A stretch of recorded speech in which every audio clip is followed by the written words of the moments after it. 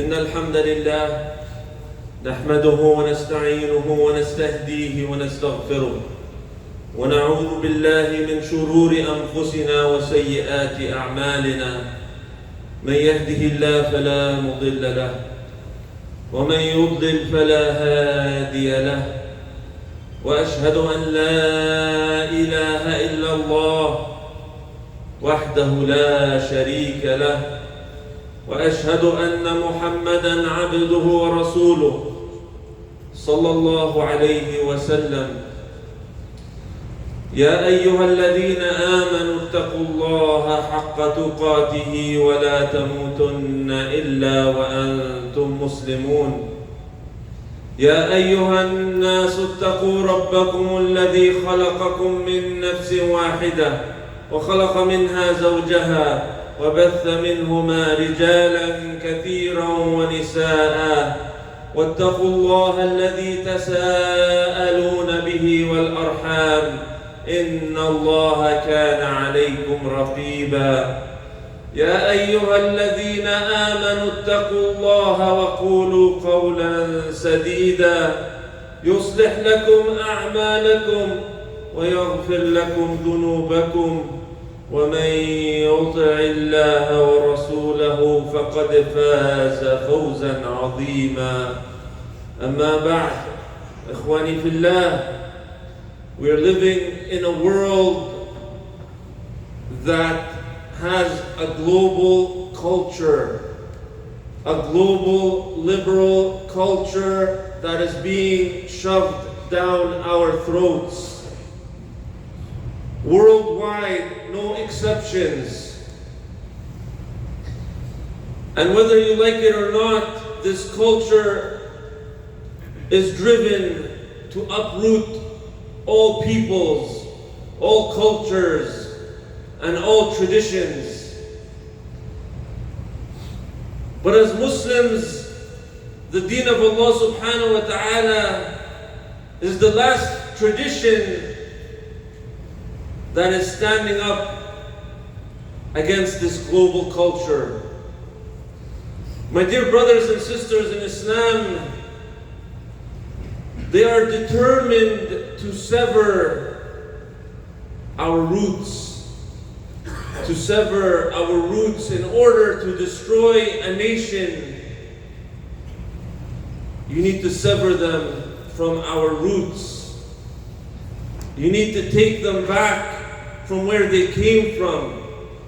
You need to make them lose their identity, that they no longer know where their loyalties stand, or the history of their tradition, the history of their religion. This is the world that we live in. We face many challenges and many competing demands, many things to try to prioritize.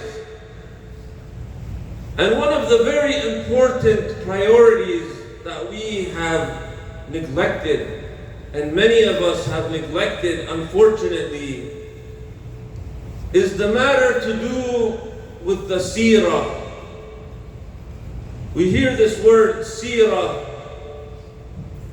What comes to mind when we hear the word seerah? We've come to associate the term seerah with the biography and the life of the Prophet sallallahu alaihi wasallam. Although seerah, as we understand it, is a biography, it could be the seerah of Abu Bakr, it could be the seerah of Umar radiyallahu anhum. But this, linguistically speaking, seerah means a path. A path. We use the word sayr. Sara fulan. Fulan walked down a path. Where are we from the seerah of the Prophet sallallahu alaihi wasallam? When we're talking about maintaining our identity, you find today, you see the youth of today, they know the athletes, they know the players, they know the stars, they know the popular, influential people of today. But if you ask them about the seerah of the Prophet sallallahu alaihi wasallam, how much do they really know?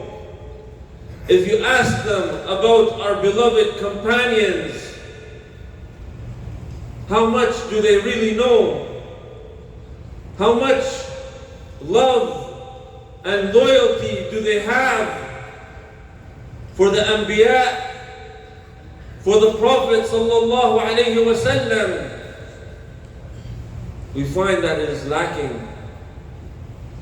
One of the things the global culture is doing, and even back home in Muslim countries, you no longer find the study of the seerah of the Prophet sallallahu alaihi wasallam in the curriculum of the schools and the education system.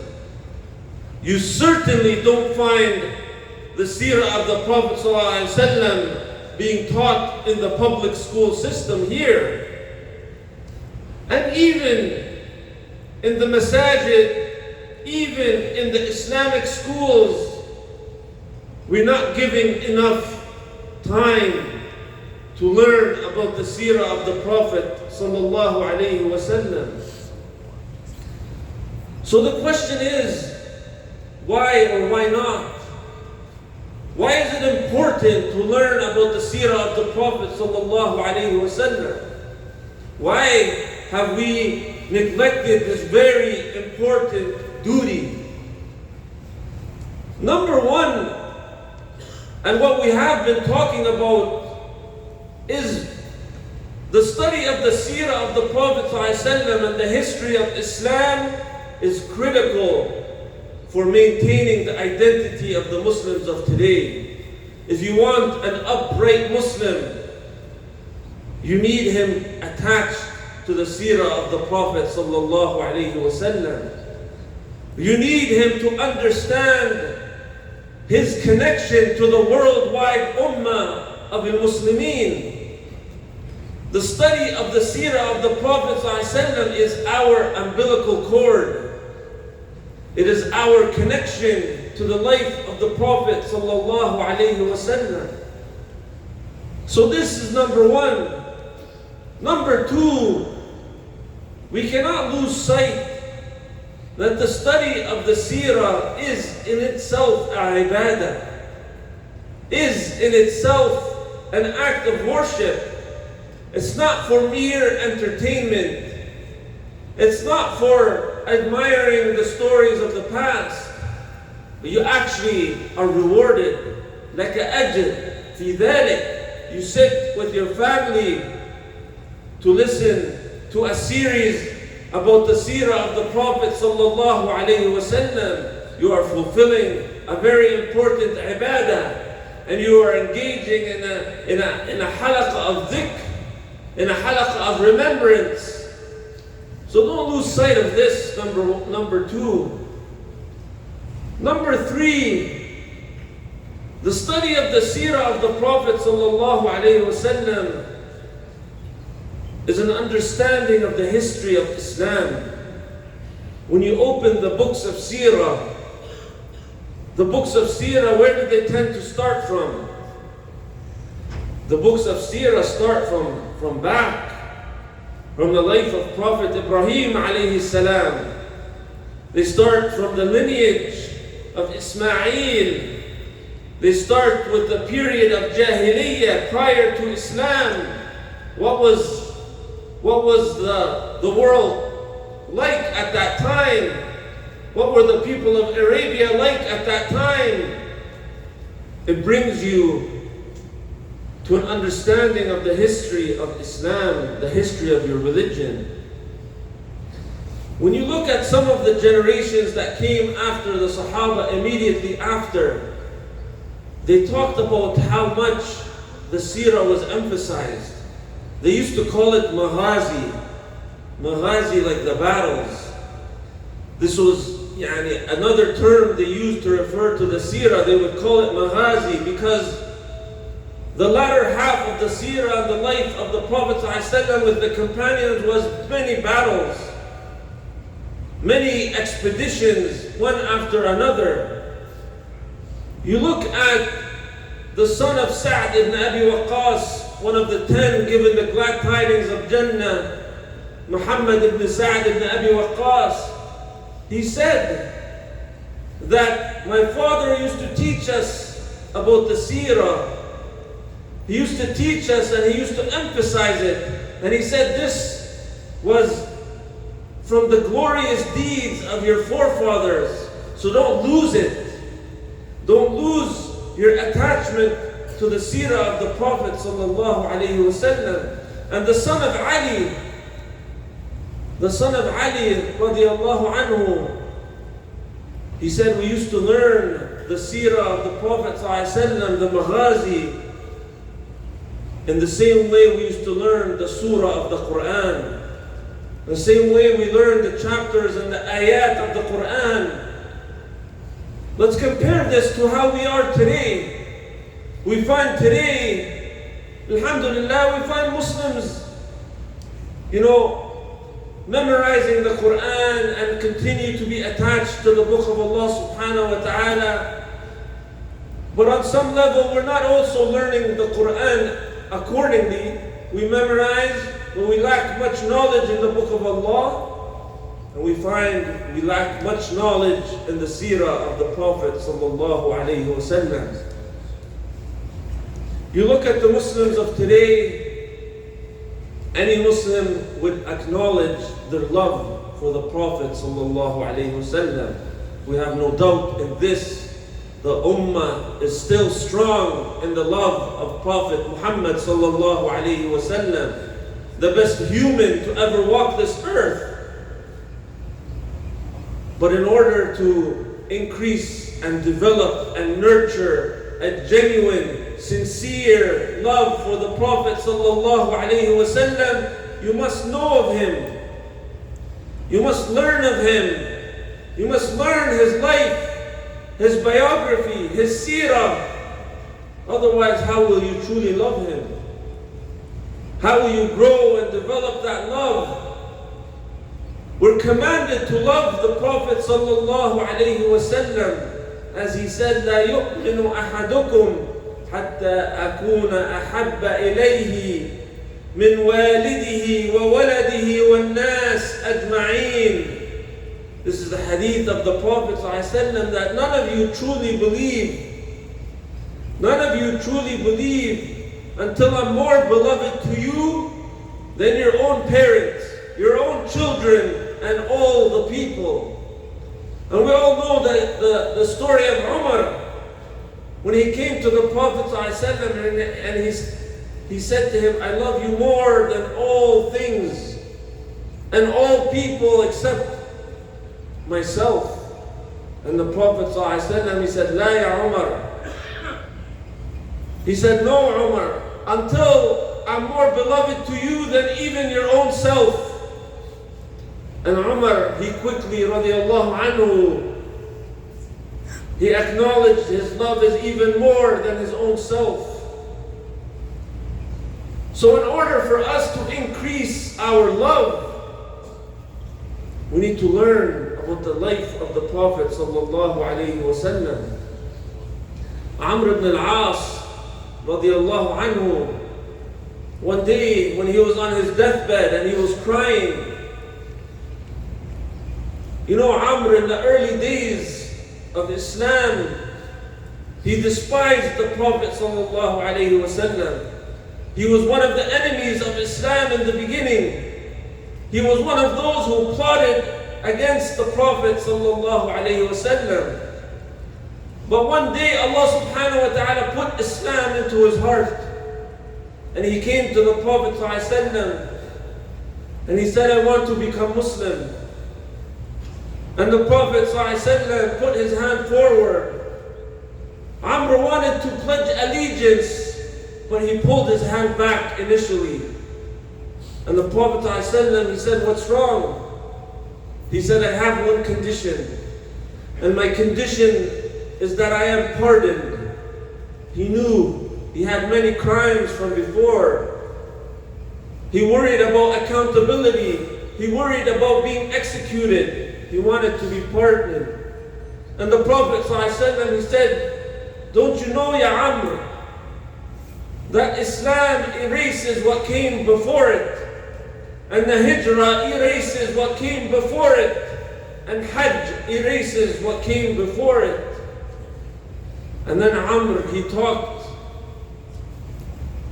about the change that happened for him, where he went from despising the Prophet ﷺ, that if he was able to get his hands on him, he would have killed him.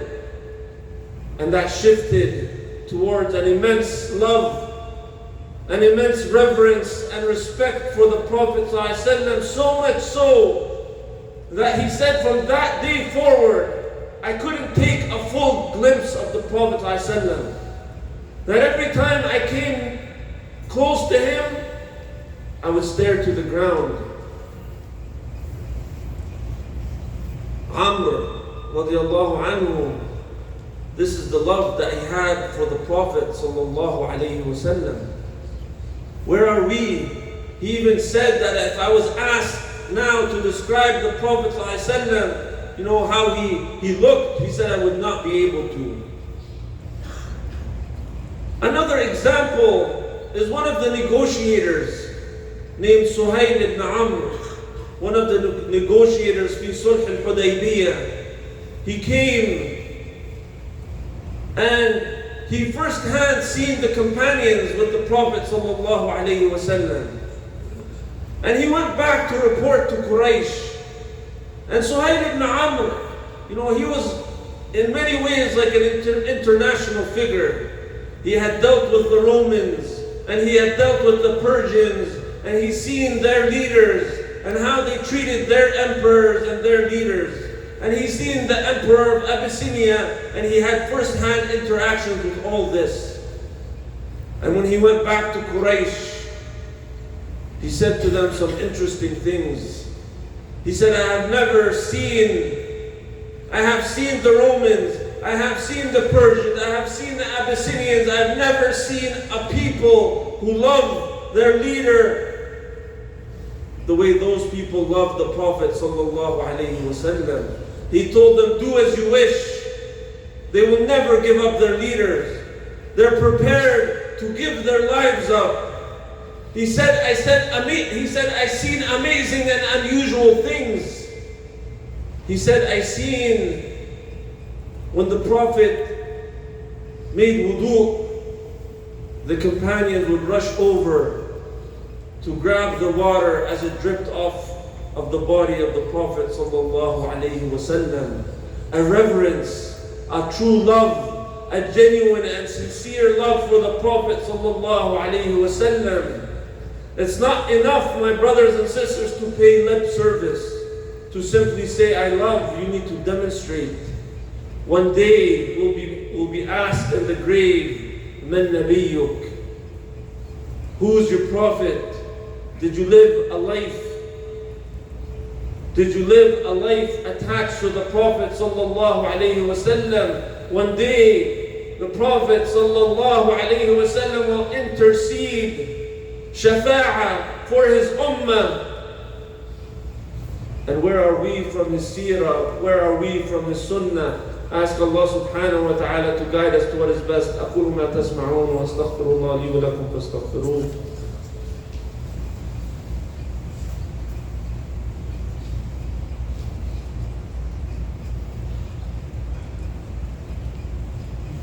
الحمد لله رب العالمين والصلاة والسلام على نبينا محمد وعلى آله وصحبه ومن والاه.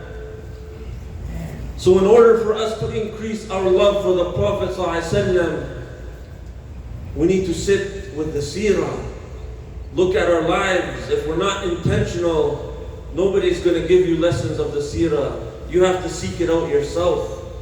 If you want to better understand the Quran, there are some verses in the Quran that are independent from the seerah of the Prophet ﷺ, such as verses about the hereafter. But there are many verses in the Book of Allah that are connected to the life of the Prophet sallallahu alaihi wasallam. Either they came down before certain events, or they came down concurrent to certain events, or they came down after certain events. You look at chapters in the Quran such as Surah Al-Ahzab, you'll find verses in there talking about the battle of Al-Ahzab. You'll find in Surah Al-Imran verses talking about the battle of Uhud and so on and so forth. If you want to better understand the Quran, you need to go to the seerah of the Prophet sallallahu alaihi wasallam. We are very blessed as an ummah that we have the seerah in details, that we have the practical example of the life of the Prophet sallallahu alaihi wasallam. The Quran and the Sunnah, the ahadith of the Prophet sallallahu alaihi wasallam, they are verbal teachings. But when you want to look at the practice, the implementation, the action, you look at the life of the Prophet ﷺ, you look at how he lived. How was he as a family man? How was he as a leader? How was he as a teacher? How was he with the enemy? How was he as a military leader, as a politician? How was he in all situations? No person can achieve or accomplish what the Prophet ﷺ did in his lifetime. We all know without a doubt that your pathway to Jannah is behind the footsteps of the Prophet sallallahu alaihi wasallam.